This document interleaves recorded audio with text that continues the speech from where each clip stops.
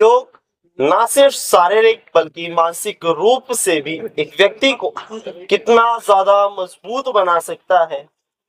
योग हमारे जीवन में किस प्रकार से अपनी एक अहम जगह रखता है और योग हमारे लिए कितना महत्वपूर्ण है, इन्हीं सब सवालों के साथ आज हम मौजूद हैं राजधानी दिल्ली के बड़े ही चर्चित जैपनीज पार्क के अंदर, जहां पर हमारे साथ दो योग गुरु मौजूद हैं। मैं चाहूंगा कि आप एक बार अपना अपना इंट्रोडक्शन हमारे दर्शकों को दें ताकि वो आपसे सीधा संपर्क कर पाए, सीधा कनेक्ट हो पाए। तो नमस्कार, मैं नरोत्तम लाल शर्मा, भारतीय योग संस्थान के तत्वावधान में जापानी पार्क में प्रतिदिन सुबह योग कक्षाएं चलती हैं। मैं जापानी पार्क पे साईं बाबा क्षेत्र है और हमारा साईं बाबा जिला है, स्वर्ण जयंती क्षेत्र है। इस जिले में दो क्षेत्र आते हैं, एक स्वर्ण जयंती क्षेत्र, दूसरा महावीर क्षेत्र। भारतीय योग संस्थान निशुल्क रूप से निरंतर निर्बाध गति से प्रतिदिन योग कक्षाएं पार्कों में चला रहा है और ये निशुल्क शिक्षाएं दे रहा है और सभी के निरोगी रहने के लिए प्रतिदिन कार्यरत रहते हैं हमारे योग शिक्षक। मैम एक बार आप भी अपना इंट्रो जो है हमारे। मैं मीनाक्षी बंसल, मैं भी भारतीय योग संस्थान की इस कक्षा की केंद्र प्रमुख हूँ। हमारी ये कक्षा 365 दिन चलती है और निःशुल्क चलती है और योग साधकों को यहाँ पर आकर सभी तरह का मतलब शारीरिक, मानसिक और आध्यात्मिक लाभ मिलते हैं। जी, जब योग की बात आती है तो हम ये देखते हैं कि लोग सुबह उठने से बहुत कतराते हैं। मतलब एक आंकड़ा अगर निकाला जाए तो बहुत कम प्रतिशत लोग ही सुबह उठकर योग के लिए या फिर एक्सरसाइजेस के लिए पार्क आ पाते हैं। तो योग हमारे जीवन में कितना महत्वपूर्ण है, आप क्या ये इस चीज पे एक प्रकाश डाल सकते हैं? योग मनुष्य जीवन के लिए अत्यंत ही लाभदायक प्रक्रिया है। भारतीय योग संस्थान ऐसे कार्यकर्ताओं का निर्माण करता है जो सोए को उठा दे, उठे हुए को बैठा दे, बैठे हुए को खड़ा कर दे और खड़े हुए को दौड़ा दे। इस तरह के नियमित रूप से हमारा संस्थान प्रतिदिन पार्कों में योग की कक्षाएं चलाता है और मानव के उत्थान के लिए प्रतिदिन हम कार्यरत रहते हैं। निःशुल्क कक्षाएं चलती। एक सवाल और मैम, क्या हमारे जीवन में आभा को बढ़ाने के लिए, हमारे जीवन में ऊर्जा को बढ़ाने के लिए योग महत्वपूर्ण है? निश्चित रूप से योग से ही हमारा संपूर्ण व्यक्तित्व का विकास होता है, न केवल शारीरिक, मानसिक बल्कि आध्यात्मिक विकास भी होता है। योग एक विचारधारा है, एक पूरे संपूर्ण व्यक्तित्व का हमारे विकास करती है। नकारात्मक ऊर्जा को दूर भगाकर हमें सकारात्मक ऊर्जा की ओर बढ़ाती है। योग में ध्यान का क्या स्थान है? जो ध्यान होता है योग करते समय कई बार नहीं लगा पाते हैं लोग, उसका क्या स्थान होता है योग के अंदर और वो कितना ज्यादा महत्वपूर्ण है? भारतीय योग संस्थान महर्षि पतंजलि के अष्टांग योग पर चलता है। योग को अष्टांग योग कहा गया है, जिसमें यम, नियम, आसन, प्राणायाम, प्रत्याहार, धारणा, ध्यान और पश्चात समाधि। ये ध्यान जो है उसको 7वीं कड़ी पर सीढ़ी पर रखा गया है। इसके लिए पहले उसके जो अंग हैं उनका हम प्रतिदिन अभ्यास करते हैं और जब हम प्राणायाम के लिए आगे बढ़ते हैं तो पहले जब एक एक सीढ़ी का ऊपर हम चढ़ते हैं तो प्राणायाम के दरवाजे हमेशा खुले रहते हैं। क्या केवल शारीरिक फिटनेस के लिए ही योग जरूरी होता है? नहीं, केवल लोग इसको एक शारीरिक व्यायाम के तौर पर ही देखते हैं, लेकिन योग हमें ईश्वर से जोड़ने की जो कड़ी है, हमारे मन को, मस्तिष्क को ईश्वर से जोड़ने की कड़ी के रूप में काम करता है, हमारा आध्यात्मिक विकास करता है। आप लोग जो सुबह यहाँ आते हैं, अर्ली मॉर्निंग आप लोगों को उठना पड़ता होगा, तो क्या कुछ समस्याएं आप लोगों को उठने में स्टार्टिंग में हुई थी जब आप लोगों ने यहाँ आना शुरू किया? निश्चित तौर से पहले शुरुआत में हमें उठने में मन करता था थोड़ा देर और सो जाएं या कल चले जाएंगे, आज छुट्टी कर लेते हैं। लेकिन धीरे धीरे जैसे जैसे हम कक्षा से जुड़ते गए तो हमें अपने मन पर नियंत्रण करना आया, हमने अपने आलस पर, अपने मन पर विजय पाई और हम धीरे धीरे अब नियमित रूप से योग साधना से जुड़े। योग साधना से जुड़ने के बाद आप लोगों को कितना फायदा हुआ है? किस तरीके से आपके जीवन में, जीवन शैली में परिवर्तन आया है?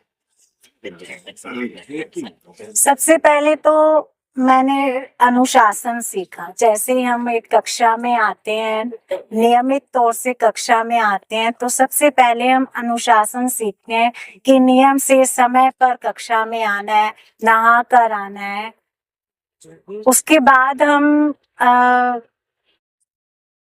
उसके बाद हमारा शारीरिक क्षमताएं भी बढ़ती हैं। अपने मन पर नियंत्रण करना आता है, अपने क्रोध पर नियंत्रण करना आता है। हम चीजों को सकारात्मक रूप से देखने लगते हैं। हम निष्काम सेवा भाव से जन कल्याण हेतु कार्य करने की हमारी जो सोच है उसको आगे बढ़ाते हैं। आप लोग जब ये योग की शाखा चलाते हैं, शाखा बोल सकते हैं हम इसको, तो इसको चलाने के लिए या फिर यहाँ पे रोज आने के लिए आप लोगों का जो और लोग हैं उनसे किस प्रकार से जुड़ाव जो है वो हो चुका है? योग के माध्यम से या यहाँ सुबह सुबह प्रातः रोज आने के माध्यम से, किसी भी माध्यम से इन लोगों से कैसे, किस प्रकार से जुड़ाव आप लोगों का हो चुका है? योग, ये देखिए, ये साधक अब हमारा परिवार ही है, योग परिवार ही है। अब हम जब सुबह उठ के आए हैं तो बल्कि हमारे जो घर के अन्य सदस्य हैं वो तो सो रहे हैं। हमने सुबह आते ही सबसे पहले हम अपने योग परिवार से मिलते हैं और ये हमसे सीखते हैं, हम इनसे बहुत कुछ सीखते हैं कि कैसे एक दूसरे, जैसे आज हम दीपावली का त्योहार मना रहे हैं तो एक दूसरे के साथ से सहयोग से कोई दीपक ला रहा है, कोई तेल ला रहा है, कोई फूल माला ला रहा है, कोई खाने की वस्तुएं ला रहा है, तो सब आगे से आगे बढ़ चढ़कर हम कैसे खुशियों से त्योहार को मनाए। तो ये इन सब चीजों को जो लोग घर में इस वक्त या फिर हमेशा सो रहे होते हैं वो मिस करते रहते हैं। हाँ जी, हाँ इन चीजों को वो अपने जीवन में एंजॉय ही नहीं कर पाते। नहीं कर। योग साधना, ये रामदेव जी को देखा जाता है, बाबा रामदेव जी को, वो भी लगातार योग की अलग अलग क्लासेस चलाते हैं। हमारे देश में योग को न सिर्फ देश में बल्कि इंटरनेशनल लेवल पे पहचान मिली। इन चीजों के माध्यम से या फिर आप नरेंद्र मोदी जी का जो उद्देश्य रहा योग को आगे लेके जाने का, उनके लिए आप क्या कुछ कहना चाहेंगे कि योग को कहाँ लेके गए हैं वो इन दिनों तक, मतलब इन दिनों में? भारतीय योग संस्थान 1967 से योग साधना में एक से बढ़कर एक आगे दूसरों लोगों को प्रेरित करता रहा है। आज 4500 से अधिक शाखाएं विश्व भर में भारतीय योग संस्थान की चल रही हैं और ये शाखाएं निःशुल्क चलती हैं। हम सभी को प्रेरित करते हैं कि वो मन, शारीरिक रूप से, मानसिक रूप से, सामाजिक रूप से और आध्यात्मिक रूप से स्वस्थ हो। जब आदमी चारों तरह से स्वस्थ होता है तभी उस आदमी को स्वस्थ व्यक्ति कहा जाता है। आध्यात्मिक रूप की आपने बात करी, आध्यात्मिक रूप से किस तरीके से योग से मतलब अच्छा होया जा सकता है? पहले जब हम शारीरिक रूप से अपने आप स्वयं को स्वस्थ करते हैं आसनों के द्वारा, और जब हम शारीरिक रूप से स्वस्थ होते हैं तो मानसिक रूप से अपने आप को स्वस्थ करने के लिए हम प्राणायाम का सहारा लेते हैं। और प्राणायाम के पश्चात जब हम धारणा, प्रत्याहार, धारणा और ध्यान की तरफ जब बढ़ते हैं तो मन अंतर्मुखी बनता है और जब अंतर्मुखी बनता है तो स्वयं को जानने का प्रयास करता है व्यक्ति, और मैं क्या हूँ, मेरा इस संसार में आगमन प्रादुर्भाव किस लिए हुआ है, मेरा अंतिम लक्ष्य क्या है, यही योग सिखाता है। इस दिवाली के पावन अवसर पर जब हम लोग राम मंदिर के उद्घाटन के बाद, मूर्ति प्राण प्रतिष्ठा के बाद प्रथम बार दिवाली मना रहे हैं अपने देश में, तो आप लोगों ने भी यहाँ पर दीप जलाकर इस दिवाली को मनाया है, खुशियां बांटी हैं। मैंने देखा था पिछली कई बार मैं आप लोगों के यहाँ पे आया हूँ और कई अलग अलग फेस्टिवल्स को आप लोगों के साथ मैंने भी एंजॉय किया है। तो क्या हर बार जो ये फेस्टिवल आप लोग मनाते हैं वो इसी तरीके से मनाए जाते हैं? हर बार मुझे लगता है एक नए जोश और नए उत्साह के साथ जब नए साधक आते हैं तो वो अपनी नई ऊर्जा लाते हैं, तो नई ऊर्जा नए जोश उत्साह के साथ हम त्योहार को मनाते हैं। आत्मविश्वास की अगर हम बात करें, आज की डेट में जो नई पीढ़ी है उसके अंदर आत्मविश्वास लगातार कम होता जा रहा है। आप देखते होंगे कि जो किशोर अवस्था में बच्चे हैं उनके सुसाइड के मामले बहुत ज्यादा आगे आने लगे।